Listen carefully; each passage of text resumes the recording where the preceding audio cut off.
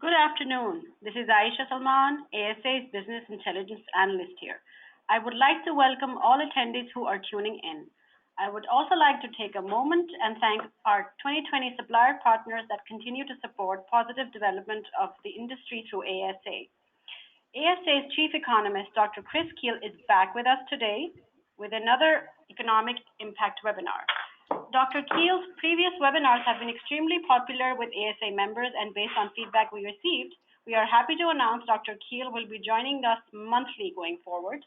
In today's webinar titled, Has the Lockdown Recession Ended?, Dr. Kuehl will answer questions such as, can we confidently assert we are finally in recovery mode? What can we expect to happen now, and what will the end of the year look like? And is it too early to assert a new normal? As I've mentioned before, Dr. Kuehl has a doctorate in political economics and advanced degrees in Soviet and Asian studies, and is also a co-founder of Armada Corporate Intelligence. In addition to being ASA's Chief Economist, Dr. Kuehl does the same for a number of other associations. He also is the editor of the Business Intelligence Brief and a primary writer for the Black Owl Report. This webinar will last 40 to 45 minutes, and as we always do, we will have questions and answer period at the end. Please post your answers in the question box. Post your questions in the question box on the GoToWebinar window toward the bottom. We will try to get to as many questions as possible today. And now, by popular demand, Dr. Kuehl. Thank you very much, and it is good to be back with you. One of the comments that Aisha just made was, I'm supposed to tell you what it's going to be like at the end of the year, so here goes. It'll be colder than it is now. I have learned as an economist not to go too far out on a limb, so that's about as far as you're going to get me to go this time. So as we go forward, I need control of my slides. If you could do that for me, that would be great. So far, I don't seem to be able. This is a really exciting first slide, but there's more to it than that. So, well, there we go. We're finally moving, I think. There we go. It's great.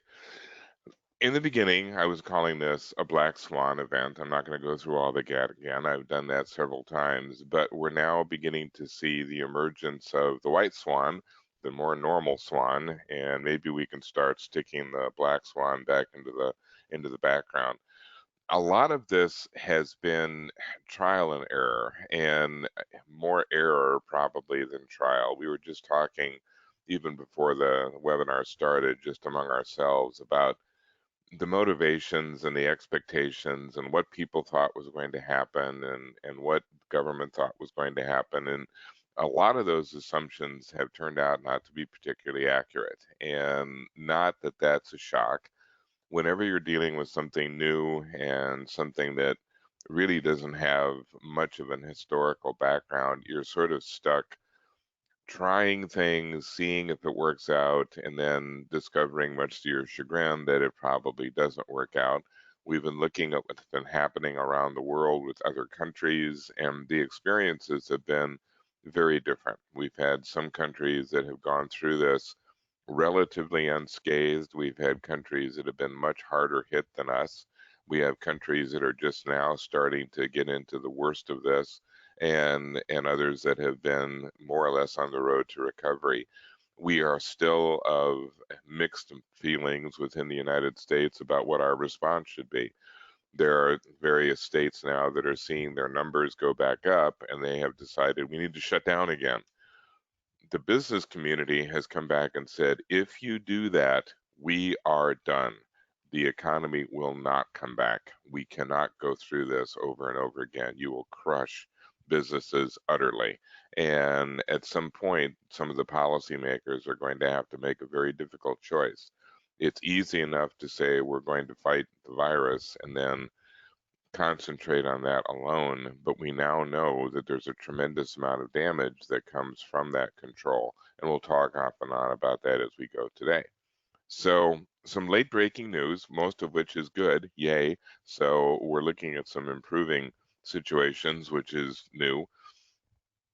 The latest Wall Street Journal economist poll showed that about 68% believe that a recovery will manifest by the third quarter. This is an interesting poll because the Wall Street Journal has been doing this for years, and the group that they poll are referred to as working economists. This is not implying that the other economists aren't working, but it means that they are the ones that are employed by banks and investment houses and Fortune 500s, and they're essentially in the trenches in the business world. They're not academics, they're not government economists. They're people that are kind of in the thick of things and have to try to figure out what this means for the company they work for. They are generally not as optimistic as the others. They don't look at things theoretically, and they don't really have sort of a government mandate or message to get across. So they have tended to be in the past the more sober, the more pragmatic, and therefore a little bit on the more pessimistic side. So when 68% of them think that you're going to be getting a recovery by the third quarter, that's somewhat significant. And it kind of goes along with what's been going on with the International Monetary Fund. It's another group that is routinely very pessimistic. I mean, the IMF traditionally puts the dismal in the dismal science. And if you want to read a very depressing book on an annual basis, just look at their World Economic Outlook. This thing is generally gloom and doom, and usually we'll find the dark cloud behind every silver lining. Even they are predicting a third, fourth quarter recovery and an acceleration of that recovery into 2021. So, to the extent that economists have a clue what they're talking about, we are feeling a little more optimistic, and we'll talk more about what we're anticipating in the way of a V or a U or something else a little later. We also know that consumer confidence came up a bit. It went up according to the numbers last Friday, and it was better than we expected. Now, it's still not good. Consumer confidence has been up around the 100, 110 level and fell all the way into the 70s. The expectation was that it would go up to maybe 75, but instead it went all the way to 78.9. Not that that is cause for partying in the streets, but it's certainly heading in the right direction. More importantly was that retail numbers jumped by almost 18%, well over 17. This is significant because people's opinions are one thing in terms of their confidence. It's another when they actually spend money. We knew that there would be some growth in retail because businesses were reopening. So we expected an improvement, but not something quite this dramatic. The sense was that people did have pent up demand to deal with, that people did have money. That was in part because of the stimulus that came in March and April. And we were also kind of surprised at what people were spending their money on. This is maybe a harbinger of things to come and could have some significance for the industry. There was a tremendous amount of spending on what would be considered nesting. People are kind of anticipating that the world that we face in the future is going to be significantly different than this one, and there'll be less public activity in general, that there will probably be fewer opportunities to spend money on events. We know that through the summer, things like public pools have been closed and events have been canceled and sporting events have been canceled. People are now saying, well, apparently my entertainment is really going to be what I provide for myself. And among the things that people began to spend their money on were pools. I have a friend who runs a company that puts in pools, and normally he'll have maybe 8 or 10 projects in reserve, that he's got to work through, so he's pretty well covered for the year. He has 300 on his waiting list right now. There are people all over the city, and he's not alone. He said every one of his competitors is reporting the same thing. There was a lot of investment in home theaters, a lot of investment in expanded entertainment facilities like bigger televisions and all this stuff. So I think we're sort of seeing people react to being essentially housebound by saying, well, if this is going to happen to me, I want to make sure that I've got something to keep me amused. There have also been some things that are not quite as positive. We've seen explosions to one degree or another in various states. The ones that have been getting a lot of press include California, Texas, Florida, and a few of the others. Partly this is due to expanded testing, but we're also seeing more community spread as well. So it's a combination of factors. What has been important and probably underreported perhaps is that the fatality rate has remained very stable. And there appears to be a breakthrough on treatment. There was a report earlier this week about a drug that is now being seen as effective for people who are on respirators or who are getting oxygen, and it is helping with recovery. The polls have indicated from the very beginning that people would be somewhat tolerant of COVID-19 if it was just a matter of getting sick. So we don't know if that's true. It's just kind of an abstract question, but the question was, if the only threat was being ill, would you still want the level of restriction that exists in the economy? And universally, the answer was no. If it's just a matter of getting sick, I can deal with that. It's the fatality that worries me. If it's a matter of I'm going to get sick and die, yeah, I want restrictions in place.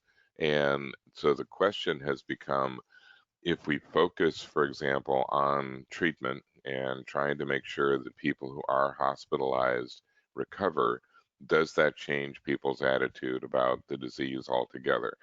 We know that about 97% of those who get COVID-19 get a mild version, which means that they don't require hospitalization. It's not mild in probably any other construct. It's still getting very sick, but 60% get it and have no idea they even have it.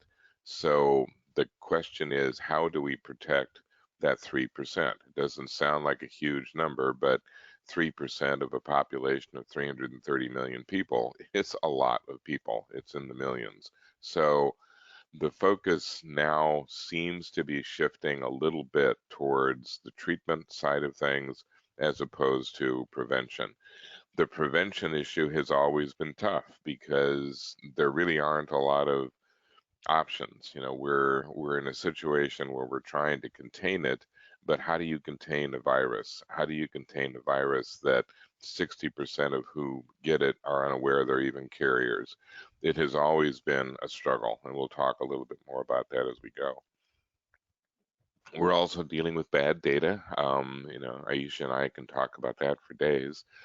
Economists rely on information, and we've had a maxim for a long time in economics. You can have data that's accurate or you can have it fast. You can't have both. Right now, everybody wants it fast. They want instant response. What's going on? How are things being handled? And we just don't have the information. We don't have the kind of accuracy that we like because it's going to take us a while to build into that. We've also dealt with a certain amount of deliberate obfuscation, particularly in the beginning. That was something that we could attribute to what's going on in China. China knew about this back in 2019, and the fact that they did not share it with the world meant that this virus got off to a pretty robust start before anybody really knew how to deal with it. We're also dealing with a lot of instant experts and wild theories. The one that have talked about before, but it's still my favorite, was the guy that went on. I mean, this was like a 8 or 9 page dissertation about everything that everybody had done was completely wrong, and nobody understood this, and he ought to know because he's a doctor. And it's not till the end that you realize that he's a dermatologist. And I'm sitting there reading all this going, look, you know, I have nothing against Dr. Pimple Popper, but I mean, for crying out loud, I am not going to follow the viral instructions from somebody who is not an epidemiologist.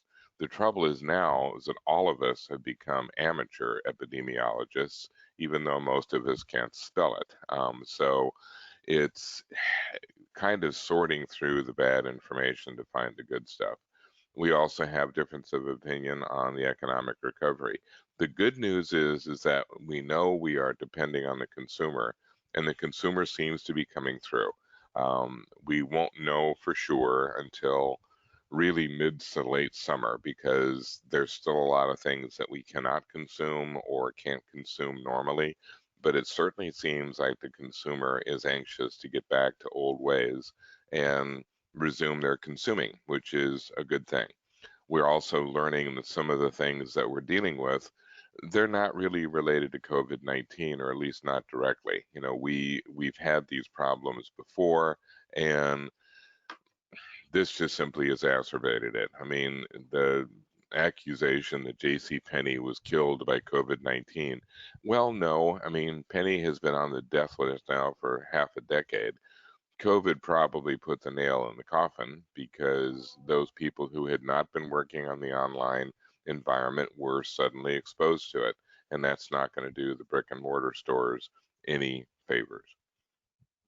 We're also dealing with explosions of global stress. We talked a little bit about this before, but the violence that we've seen in the United States and the protests and the demonstrations, they're matched all over the world. We've seen protests and crackdowns in China. There have been violent protests in France, Spain, Italy, the UK, Germany. Riots and protests in Brazil have claimed 2,000 lives. We've seen 3,000 or 4,000 people killed in India in just the last several weeks. I mean, the explosion that took place just a couple of days ago, where Chinese and Indian troops were battling one another over some disputed piece of territory in the middle of the Himalayas.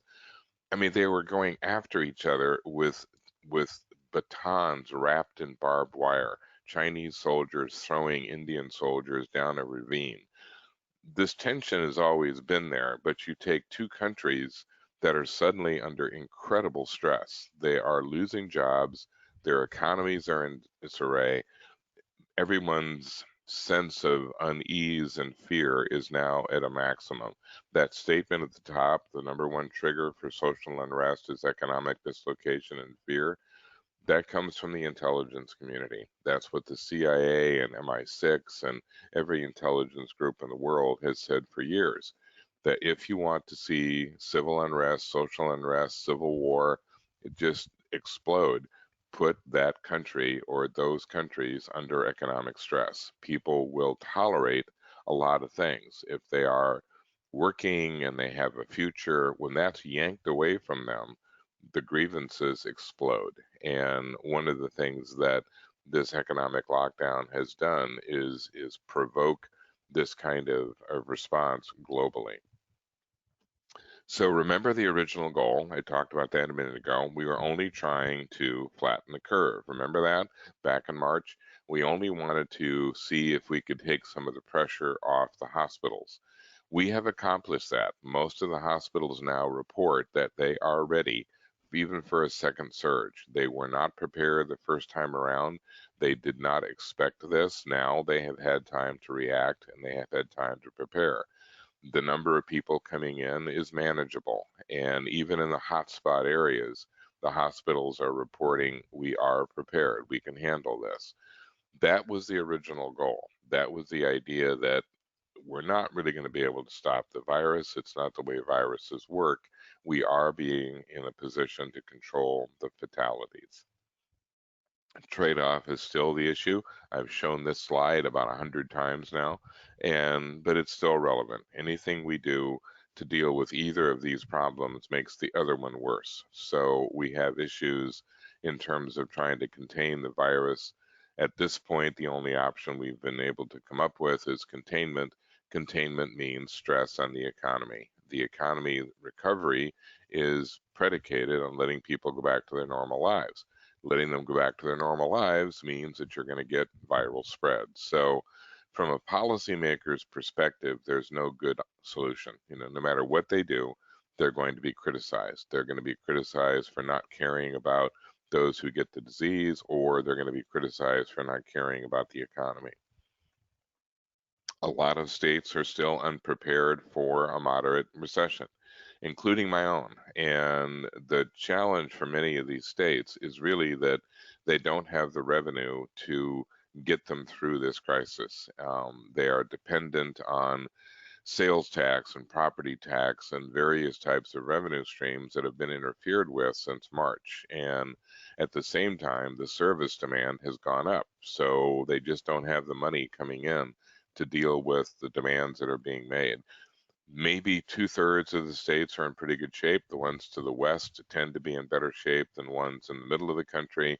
The New England area is under more stress as a rule than even in the southeast. So it varies from state to state, and it also has a lot to do with what that state relies on in terms of income. A lot of companies are reporting that they haven't really seen a lot of impact from this. I mean, everyone has been affected to a degree, but more on the side of the restrictions and some of the shutdown orders that have been placed. But a lot of companies are in sectors that have done relatively well. For example, and not to go into excruciating detail with this, but one of the sectors that has been changed dramatically is the supply chain sector. This was the original problem. If we think back to February and January, the US originally thought that our only real interaction with COVID-19 was going to be the supply chain out of China. But the supply chain disruption really started a couple of years back with all of the trade wars and tariff wars between us and the Chinese and other countries. It has been accelerated now by COVID-19. Right at this very moment, there are 500,000 sailors that are trapped either on their ships or in ports they can't leave or they can't go to the part they're supposed to. They are in quarantine. The port is in quarantine. Their destination port's in quarantine. Almost 50% of the world's ocean cargo is stuck, cannot move. So supply chains have just been shattered. No one has a clue when anything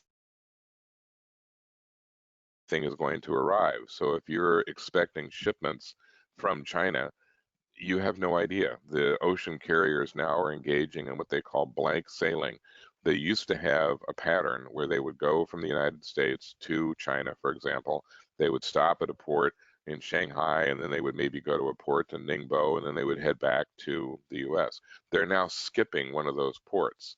So they're going into one and then going immediately back to the US. So if there was cargo waiting in that other port, it's going to be delayed by months before they run another route where they'll hit that port and then skip the one they went to the first time. So this kind of reaction is becoming very common and it's upsetting supply chains. There have been two reactions to this. Number one is shift your supply chain. And you're now starting to see lots and lots of companies putting money into Vietnam, Thailand, Taiwan, Malaysia, Mexico, anywhere else but China. But the other thing that's happening is that you're beginning to see changes in how it's being dealt with domestically. One, there's more onshoring. There's more moving manufacturing back to the United States, partly driven by technology. A company that is primarily working with technology and robotics can pretty easily move back to the United States. The costs are very similar to what they would be anywhere else in the world. But a bigger issue, and one that matters more to you guys, is an explosion in warehousing and supply chain logistics work. Every single business has basically said just in time no longer works, and it's never going to work again.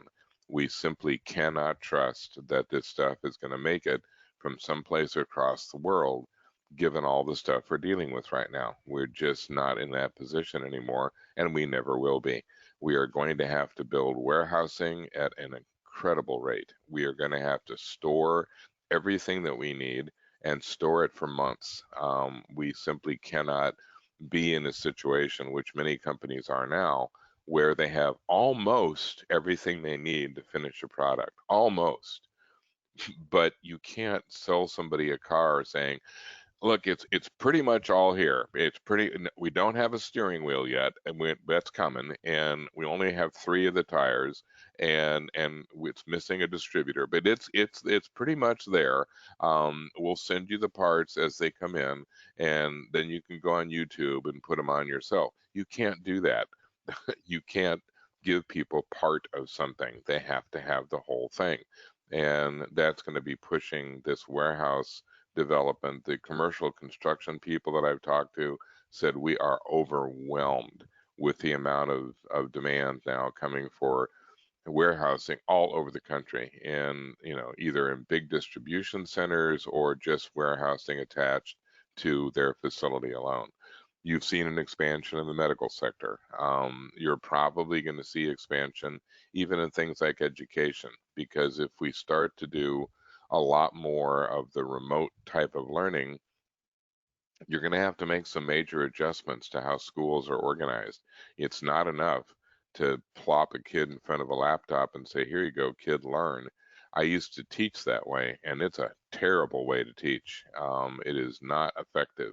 You've really got to be very creative in terms of doing that kind of remote work, and it requires a lot of innovation and it requires development. So those areas are still in a growth mode.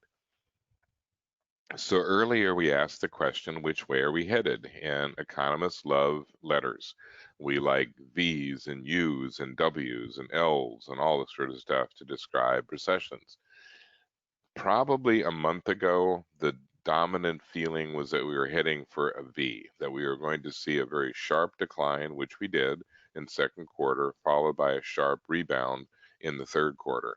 That sharp rebound has been a little delayed, and part of it was that we assumed that in May we would have this big reopening. It was the May rebound. Everything was going to be back to normal. You were going to let things reopen. Well, that's not what happened. The restrictions were lifted partially, but only in kind of phases, and several of the phases have not played out yet. So you look at, for example, restaurants, and we were talking about this before the webinar too, and it's becoming a too common experience.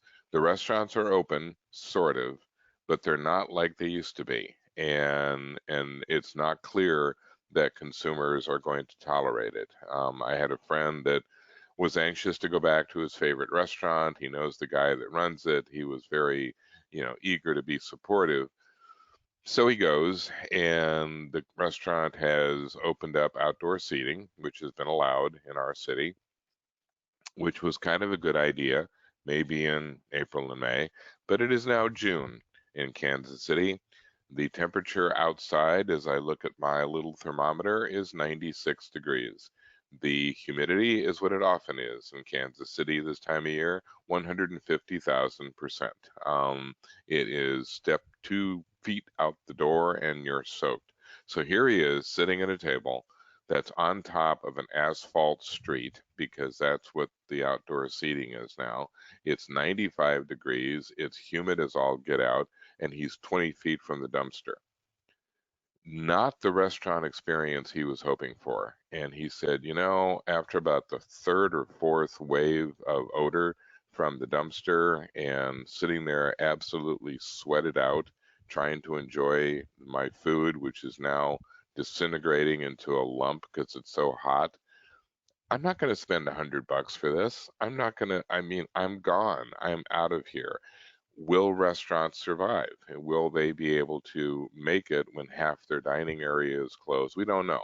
Some will, some won't, and some recovery will take place, others may not. That's all interfering with this kind of quick rebound. So the economists are now trying to decide whether we're going to be in a U, which means that we stay down for an extended period of time, don't really start to come back until fourth quarter, or maybe we have a new one. We have a new one we call the swoosh, because that's what Nike calls it, is the swoosh. We're not very original.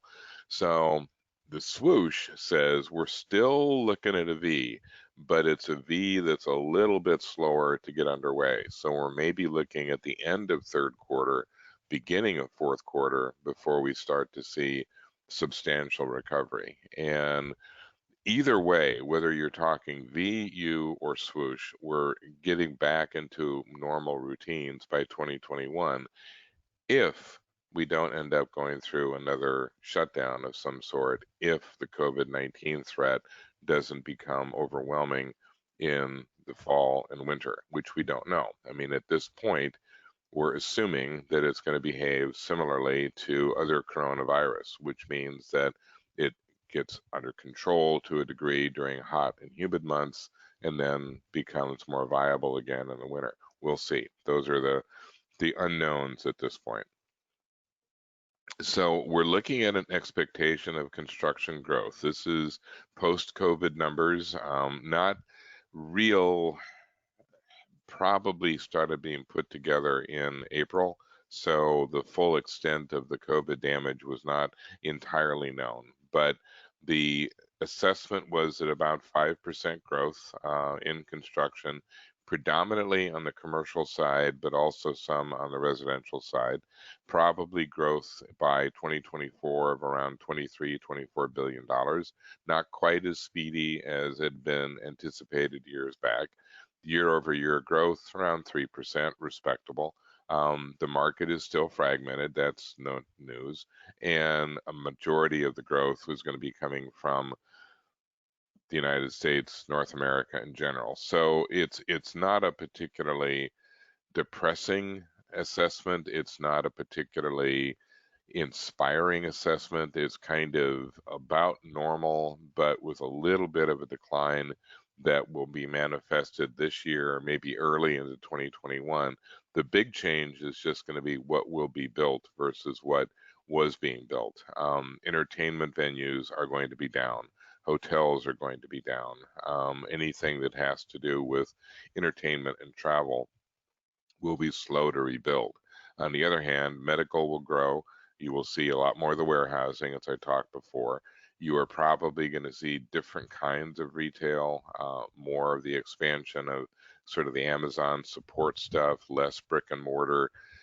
But there's a sense that some of the freestanding stores might begin to see a little more attention. Malls are going to be even more under stress than they have been because the restrictions will be more onerous for them than for others. There are a number of industries that have been affected by the layoffs, and construction has not been hit as hard as many. Those that have been hit the hardest, again, no great surprise here, leisure and hospitality, wholesale and retail trade, which is starting to come back a little bit, education and health services. It's an interesting health services experience some layoffs because there's been such a concentration on dealing with COVID-19 that all the other health areas are kind of starved for attention and money. Government workers, and that's one that's going to start expanding because state and local governments are facing budget crunch and they're going to have to deal with it by laying people off. Manufacturing has seen a decline, to a certain extent, professional and business services. But if you look at it, construction is right up there with professional services, and they have not been hit particularly hard. Professional services are the ones that people have been doing at home. I mean, so accountants and lawyers and people who work in the office environment, they have been shifted to the work at home model and have not seen the kind of layoffs that you've seen elsewhere. Construction has pretty much moved apace. I mean, there have been some restrictions, changes in the way things are being done, but construction as a whole is not one of those sectors where people are close to each other or have to do things in groups. It's been easier for them to accommodate some of those changes. There have been lots of delays, whether it's the US or Europe or any place else in the world. There's been a lot of delay of construction activity, and this is something that is kind of mixed news. I mean, the alternative to delay would be to cancel things altogether. And one of the things that we've been noting with construction, and we do a lot with construction companies, is that they've not been canceling. They have been delaying, They have been kind of stretching things out to a degree, but they are not trying to cancel what they're doing. They're expecting that this will rebound, and they want to be in a position to do that when it does. There are all kinds of assessments in terms of risk premiums and cost premiums. Projects that were ready to go are basically still underway and will continue to grow. The ones that are in wait and delay mode are going to have to face things like worker shortages. They're going to face supply chain issues. They're going to face higher prices for some of the things that they're buying, and that becomes an issue of concern. Consumer confidence has been down. Consumer confidence has been something that has been a concern from the very beginning. As I mentioned, we began to see a return to somewhat normal consumer confidence levels last week, but they're still a long way. The challenge with consumer confidence is simply that it's difficult to gauge. Consumer confidence is something that is highly fickle, highly changeable. Consumers really do not start their day by looking and saying, well, I checked the industrial production numbers and then I went to capacity utilization and tried to figure out where the dollar was against the, I mean, they don't. I mean, the consumer wakes up in the morning and basically says that, do I have a job? Yes. Am I going to keep a job for next week? Yes. Now they're confident. If they wake up in the morning and say, do I have a job? No. Am I going to get a job next week? No. Okay, I'm not very confident. So the consumption of kind of the employee base is what is going to drive consumer confidence. Nothing stands out in these confidence surveys like employment. If employment numbers are stressed for some reason, consumers are not confident.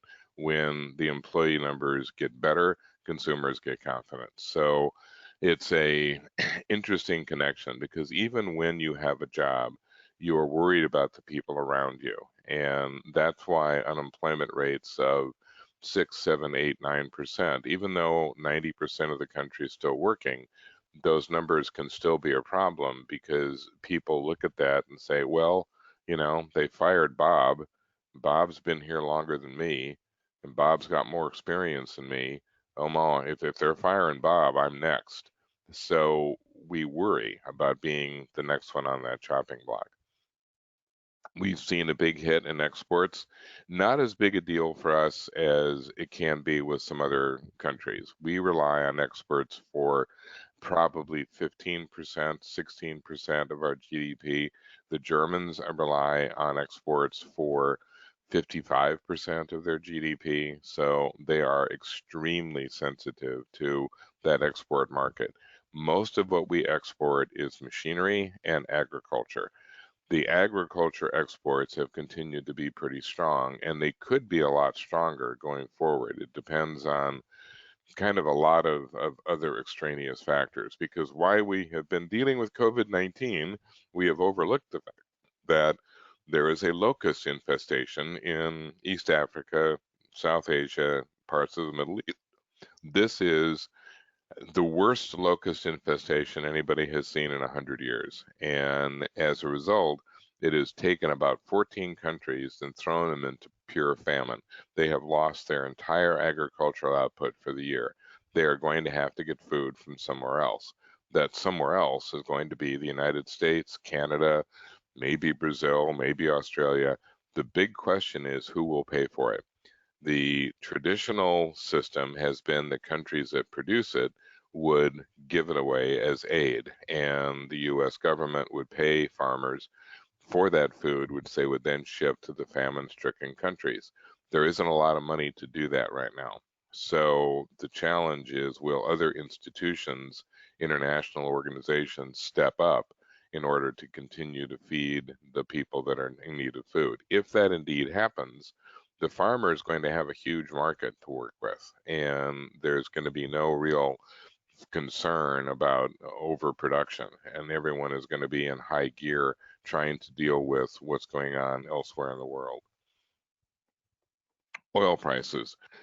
Don't you love charts like this? I mean, we spend in ASA a lot of money and a lot of time trying to figure out what's going on with oil. It would be nice if somebody knew.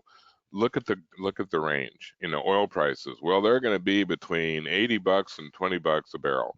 How useful? I mean, what are people supposed to do with that kind of information? This is kind of like saying the pump price is going to be, anywhere between $1.50 and $7 a gallon. It's like, how are we supposed to plan for this? The challenge with oil is always the same. It's an inelastic good. We use what we use, and price really has very little to do with how we consume. When the price gets high, we complain about it, but we keep paying it because we don't have a choice. We are still going to be commuting where we commute. We are still going to be using the oil we need for truck and rail and air transportation and the rest. If it gets cheap, we don't suddenly start driving 200 miles out of our way because we can. We're going to use the same that we always use. Demand right now is very low. There has been a decline in commutes. There have been a decline in the transportation of goods and services, but that's beginning to reverse, and we can all sort of see that. In the very beginning of this, when I would go out on the highways, I mean, they were empty. There was no one out there. It was just like there had been some kind of I don't know, viral attack, and nobody wanted to leave their house. The last couple of weeks, rush hour is back. The streets are full, the roads are full, trucks are everywhere, and this is a phenomenon that's happening all over the country. Demand is coming back. Oil prices have responded. They're back up into the 30s, low 40s. Still not at the point where it makes sense to produce oil in the US. I mean, the fracking operations really need prices in that $60 range to be able to be profitable, but some of them can start producing when it's in the 50s. I think that you're likely to see oil prices get up into that $50 or $60 range. If they go higher, it's going to be because producers are still withholding a certain amount of production, and that could very well happen. The Middle Eastern OPEC nations are not anxious to ramp up production again. You've seen reluctance to do that in some of the other producers like Russia. Some countries are going to be almost out of the production world altogether just because they've been so badly hammered by the viral outbreak. We haven't heard much about Venezuela lately. 80% of the Venezuelan population now lives in pure poverty. That country is as close to a failed state as you can humanly be. They have literally stopped oil production because there's no one left to go work there. They're not paying anyone except the army. So I think what we're looking for is a lot of volatility, but I kind of agree with SDEO forecast, which has it right around that 40 to 50 range.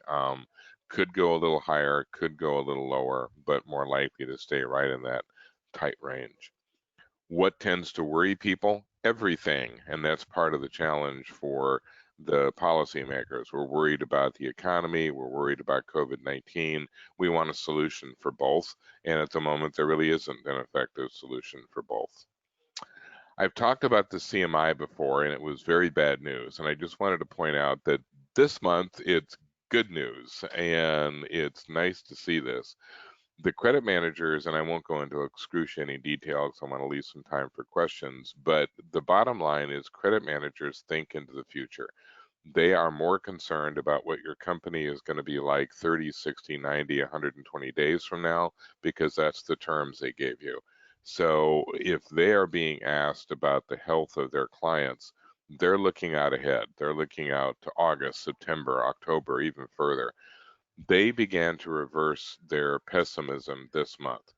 The things that changed in the index this month were the so-called favorable factors. These were things like sales, applications for credit, the dollar collections part, the amount of credit extended. These were all the sort of things that had gone south in March and April, now began to come back in May. So those numbers improved enough to get the overall index back up into the 40s. Still not where we'd like it to be. But remember that in February, when I was talking about this before, the numbers were in the 60s for those favorables. They fell all the way to the 20s and 30s. They're now out of the basement. They're in the 40s, mid 40s in some cases, which means they're within striking distance of normal. So the bottom line is credit managers are slightly more optimistic, and they tend to be somewhat predictive because they do look ahead further than many other sectors. The scenarios that we're looking at, there's a lot of assumptions being made. We assume that the lockdowns will be lifted. We assume that social distancing will stick around to one degree or another. We assume that global travel will be affected for the indefinite future. We expect a winter outbreak of some kind, but one that's more manageable. And we expect that there's going to be continued working from home. We are looking closely at things like testing. Is there going to be more testing? If it's going to be more effective, we are looking at a little better contact tracing, but we don't have really high hopes for this. I mean, some of the countries that are experimenting with it, for example, Russia, had a very elaborate tracing policy, which included fines if you were in areas you weren't supposed to be. Well, the system has been so flawed that millions of people are suing in Russia, which is not easy to do because they've been accused of being in places they haven't been. We're hoping for vaccine progress. Germans still think they're maybe a month or two away from a vaccine. Others are saying, closer to the fall. But if all of these things play out, you're looking at third quarter recovery pretty much globally. You'll see it in Europe, you'll see it in China, you'll see it in the US, you'll see it in Britain, so it will be a true global rebound, which frankly we need. I mean, we're very much part of a global economy and we need that attention from the rest of the world as well. So major shift for low-wage workers. They're the people who have been most affected by this, particularly because it's the service sector that got hit the hardest. And this was the major employer for the low-wage worker. They had been making tremendous progress up until this point. The minimum wage laws, the low unemployment rate, all these became factors that essentially reversed as the COVID-19 problem broke out.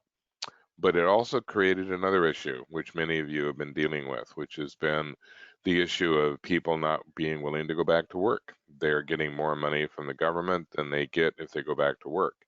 These are the transactional employees. These are people that have always been hard to retain to one degree or another because they're motivated not by anything happening in the future. These are not the employees you have that are counting on raises or promotions or skill building or benefit packages. They're just in it for the hourly wage. And if somebody gives them an extra 25 cents a week, they bolt from you and go to work for somebody else. They're now looking at this saying, I'm making more money from the government than I do if I work for you. So why would I go back to work for you right now? I'll wait for this thing to expire in July. There have been conversations in terms of trying to extend that a little further into past July, but I don't really think that that's as likely to happen. There's even been some discussion of trying to keep this maybe a bonus to go back to work, somehow remove this factor in terms of people getting back into the workforce. So finishing off with the three scenarios, which you've seen before, the serious outbreaks, those are still the most likely, happening in areas that are the most vulnerable. Next most likely would be waves of infection in places that have not felt it. That really has not been playing out so far. You have seen a little bit more of this in certain areas, but nothing like the models had predicted. And the massive second wave has not been showing up yet either. And that's something that probably wouldn't show up until the winter months, if it happens at all. We're still looking at Denmark and Sweden as the lab rats. The Swedes were very reluctant to shut anything down, and their numbers were relatively high. Not as high as Spain or Italy or the UK. I mean, they were in reasonable categories, but they were much higher than Denmark. Denmark now is coming out of the lockdown, and if they are going to experience that wave of people newly exposed will see it in the next week or two. If they do get hit by that wave, the Swedish approach will be sort of justified. The Swedes will come back and say, well, you know, we had a higher fatality rate and we had higher incidence, but now you're getting it too. We didn't shut our economy down. So we're both basically facing the same kind of exposure in terms of disease and fatalities. We didn't destroy our economy, you destroyed yours. So that's going to be the big conversation going on in Europe in the next week or two, well, really the next month. So I leave you with this. We'll take time for questions. I think this is all a conspiracy put on by Zoom. It's their fault entirely. They wanted to get their stock price up, and they wanted to make sure that we were all on Zoom all the time. So they are the ones that started COVID-19. And those of us who are now working from home are regretting many of our life choices. For example, whose idea was it to have children? This was not a good plan. If I had known that I was going to be stuck at home with them 24/7, I would have gotten a dog. So this is going to be one of the great debates going forward. As one of my friends who used to be in family planning said, nothing convinces people to wait to have a family more than other people's children.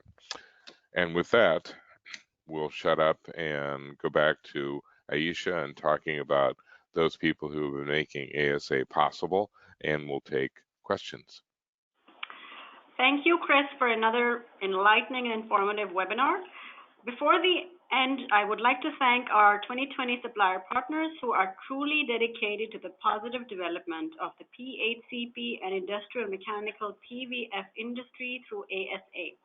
When making key decisions in your business, please consider these corporate partners that go above and beyond with their support to advance the association's efforts, programs, and services through advocacy, education, networking, and business intelligence. We will now be taking questions. Please post your questions in the question box. And as always, I will be sending out a satisfaction survey to the attendees.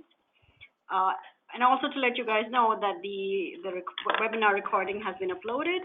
So please fill out the survey to let us know how we can improve, and your feedback is valuable to us. Well, we're ready to take questions. First question, can you quantify how much manufacturing activity may be returning to the U.S. due to supply disruptions overseas, from China basically? We're trying to. At the moment, it's more anecdotal than anything else. So we know that those sectors, and they had been doing that even before COVID-19, but those sectors that were moving more towards technology and robotics were learning that they were not really getting much of a price break by doing this overseas, and they wanted to be closer to their customers. The estimate that was coming out from groups like the National Association for Manufacturing or from MAPI or from FMA seems to be in the 10 to 15% range. But again, that's a lot of anecdotal stuff where we're talking to companies that are bringing back certain parts of their operations. So going forward, that's going to be one of the big areas of interest is how much came back, how come is coming it back, is it something that is a permanent move, or is it something that's kind of an immediate reaction? We're also seeing a lot more activity around places like Mexico. Mexico would be getting a lot more business were it not for the nutball they have as president. Andres Manuel Lopez Obrador has almost put Mexico into the category of an ostrich country, that his reaction to COVID-19 has been idiotic, and he's almost as bad off as Bolsonaro in Brazil.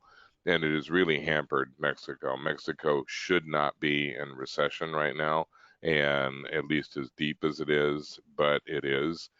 Once that kind of gets worked out, they will tend to pick up a lot of that low labor cost manufacturing that China has dominated, while we get the higher level technology robotic manufacturing. Okay. Next question. Please help me to understand. We went through the bird flu and the swine flu. What's the difference in your opinion to COVID-19? Yeah, and we've been through things even worse than bird flu and swine flu. I mean, one of the things that many people forget, and there are some of us in the audience that remember 1968, we had the Hong Kong flu in 68. Hong Kong flu killed 4 million people worldwide, over 120,000 in the US alone. And we don't even remember that pandemic now. I think the difference with COVID-19 was one that we didn't know very much about it, and we ended up having to make a lot of assumptions right from the start. But I think there was also a very strong kind of political element that it was one of these things where we had to react. There was an instant response that, oh my God, people are getting sick and dying, and we wanted to do something. And then when that something became highly limited, because at first it was, well, what do you do when you're faced with a pandemic? Well, you test and you trace and you provide treatment. And every time we'd come to that, it's like, well, it's too late to test and it's too late to treat and we don't have enough, so what do we do now? I know, quarantine, which made sense, but only if you have a constrained area to quarantine. And I think another problem is that we just didn't know how bad it was because China was keeping a lot of that information to itself. By the time we really knew what we were dealing with, it was kind of too late. If China had been forthcoming, not that it would have stopped the spread entirely, but I think we would have been 2 or 3 or 4 months ahead of the game. We would have been looking at restricting travel and all that sort of stuff long before we actually did. Okay, thank you. And what the next question is, what is your best guess for the next jobs number? I think we will probably see a diminution similar to what we had last time. We were expecting a 20% unemployment rate. We ended up with around 13.4. I would not be surprised if we had in the next month's unemployment rate numbers below 10%, maybe 8 or 9%. We are looking at a lot of jobs coming back. They are essentially furloughs, but we're still going to have a pretty substantial service sector job loss. So my sense of the consensus right now is that we're probably in that 8 to 9% unemployment level by the end of this month. And then by the end of July, probably closer to 6 or 7%. That's promising. Next question. You mentioned around 3% commercial residential construction growth. Do you have an estimate for the industrial construction sector? That's been a little harder to get numbers for, but the growth numbers on the construction side depends a little on the sector, but they have been ranging between maybe a low of 3% growth to a high as much as 11 or 12%. The warehousing logistics thing, I've seen numbers coming out that this is expected to grow by 15 to 20% in the next year to two. Medical probably growing around 8 to 9%. Other areas, particularly things like retail space, actually in decline. So you're getting a really wide range. And this is something, you guys have all dealt with for years, is that as soon as one sector begins to fade, another one begins to come back, or you get these really volatile sectors like oil, which goes up and down with the price of oil. It fell to nothing when the price of oil was down. It's now ramping back up a little bit because people are expecting those prices to come back. Even automotive is starting to make a bit of a comeback because millennials are suddenly in the car market. They were content to do rideshare for the rest of their lives, but now they're not sure they want to do that. And so they're now looking at getting their own car, except that they're telling the auto sector, I want it to be one of those little fuel sippers. And the auto sector is like, we stopped making those. Nobody wanted them. And now the millennials and Gen Zs are like, we do. And it's like, those of us in the boomer group are saying, I'm sorry, I'm too old to even get out of a Prius. It takes me like an hour and a half to unfold myself. Okay, next question. What does first quarter 2021 look like? first quarter is likely to be fairly substantial. I think we're probably going to be back in that 2.5 to 3% range, maybe even higher. We'll hit a peak if this goes the way many are predicting. Our biggest peak will be in third quarter. It'll come down a little bit in fourth quarter as we kind of adjust to that return.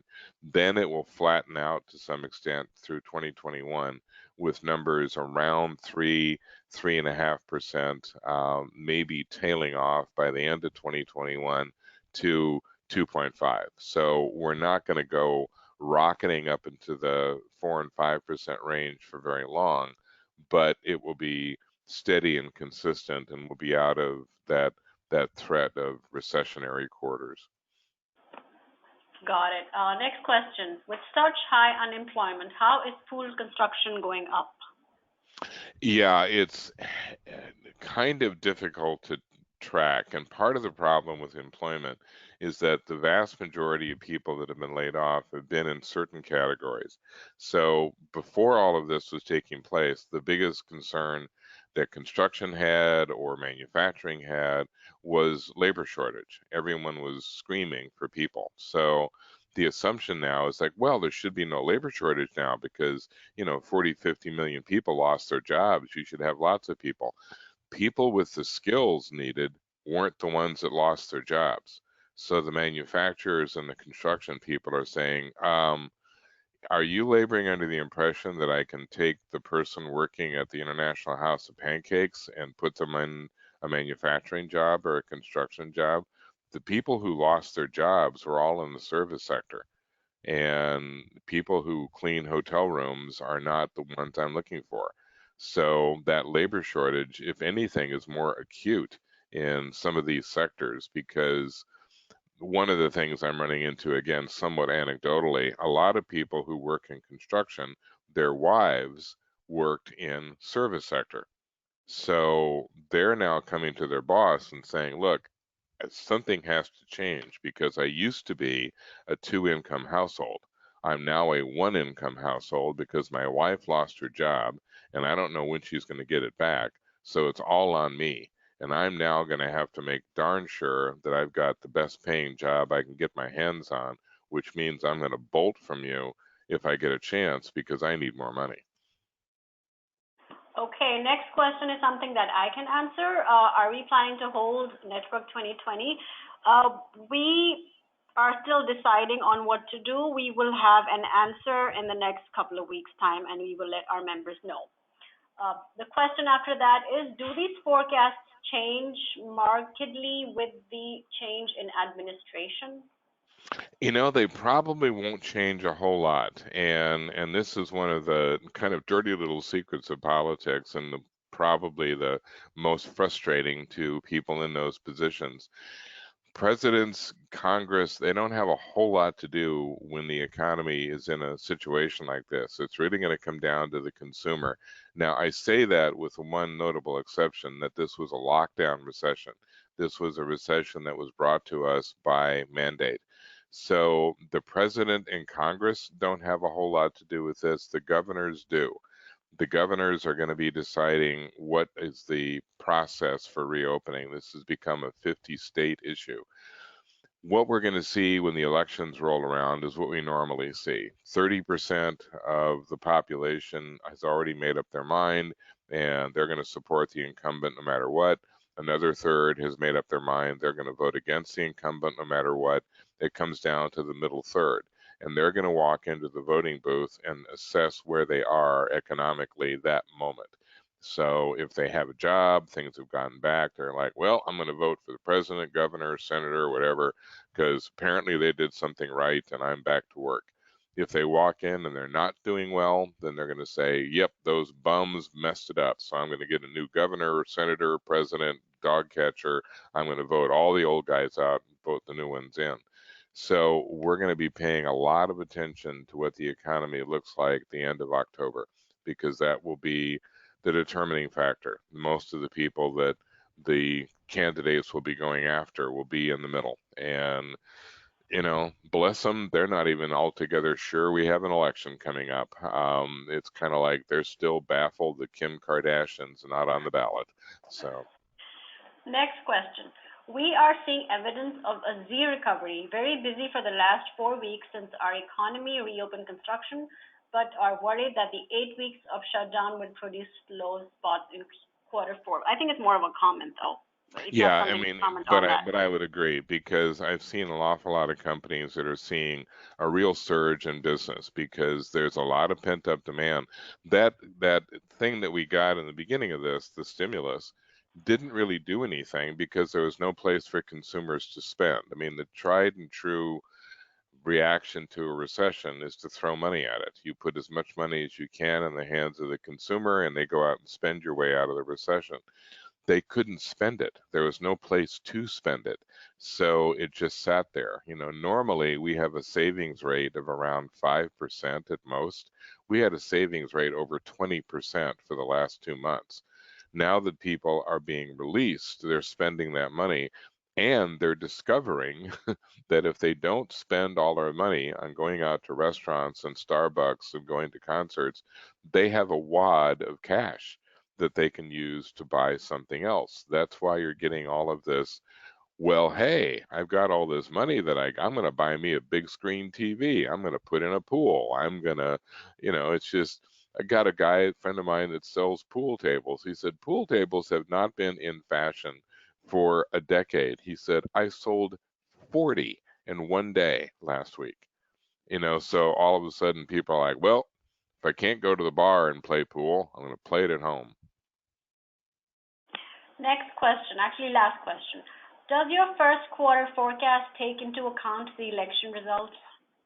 Not particularly, because like I said, I think the election will have some impact, but probably not as big a psychological impact as has maybe been the case. I mean, one would think it would, because you've got pretty radically different candidates between Biden and Trump, except that the markets and everything else have been kind of assuming that, look, this is out of control for either one of these guys.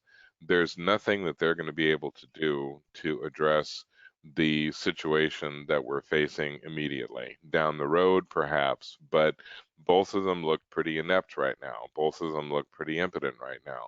So the market is kind of like, yeah, what's going to make me move is going to be the recovery of the global economy.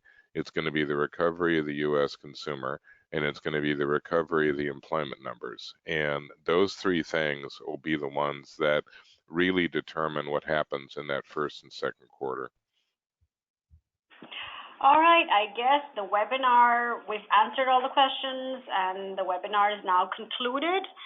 Please wait for my email on the upload, the recording upload, as well as the satisfaction survey. Please give us your feedback. We'd like to know how we're doing with this.